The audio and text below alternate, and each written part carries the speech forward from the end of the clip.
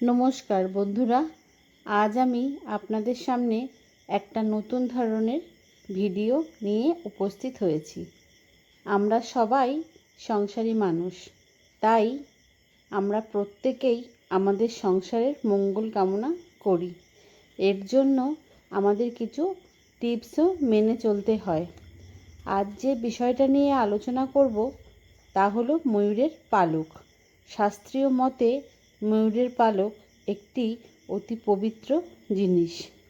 সুখসারীর দ্বন্দ্বে সুখ বলে আমার কৃষ্ণের মাথায় ময়ূর পাখা, শাড়ি বলে আমার রাধার নামটি তাতে লেখা। আবার দেবরাজ ইন্দ্রের সহস্র চোখ লুকিয়ে রাখা আছে ময়ূরের পালকে। এছাড়া দেবসেনাপতি কার্তিকের বাহন ময়ূর। অতএব আমরা দেখতে পাচ্ছি দেবকুলে ময়ূরের সমাদর আছেই। আমাদের জীবনেও ময়ূরের পেখমের ভূমিকা নেহাতি কম নয়। সবাই বলে পৃথিবীতে মানুষ নাকি সবথেকে বেশি শক্তিশালী। এই ধারণাটা যে সম্পূর্ণ ভুল সে বিষয়ে কোনো সন্দেহ নেই, কারণ প্রকৃতির শক্তিকে মানুষ এখনও বুঝে উঠতে পারেনি। যে মানুষ নিজের হাতের মুঠোয় সারা জগৎকে রাখতে চায় তারই জীবনে খুশির আগমন ঘটায় ময়ূরের একটি পালক।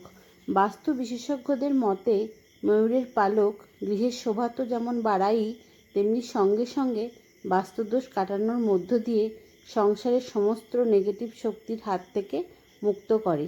ময়ূরের পালক গৃহের শোভা তো বাড়ায়, বাস্তু বিশেষজ্ঞদের মতে বাড়িতে যদি ময়ূর পালক থাকে তাহলে বাড়ির নেতিবাচক শক্তি বিদায় নেয় আর বাড়িতে ইতিবাচক শক্তি বিরাজ করে। পকেটে ময়ূরের পালক রাখলে গ্রহদোষ কেটে যায়। বাচ্চা যদি পড়াশোনায় অমনোযোগী হয় তবে তার বইয়ের মধ্যে একটি ময়ূরের পালক রেখে দিন। আপনার বাড়ির মূল দরজায় 3টি ময়ূরের পালক রাখবেন। তাতে করে আপনার বাড়িতে কোনো নেগেটিভ শক্তি প্রবেশ করতে পারবে না। আপনি যদি রাতে প্রায়ই খারাপ স্বপ্ন দেখেন তবে আপনার বালিশের নিচে ময়ূরের পালক রাখলে স্বপ্নদোষটা কেটে যাবে। ঘরের দক্ষিণ পূর্ব কোণে ময়ূরের পালক রাখলে প্রভূত উন্নতি ঘটবে, বাড়িতে অর্থের অভাব কোনো দিন হবে না।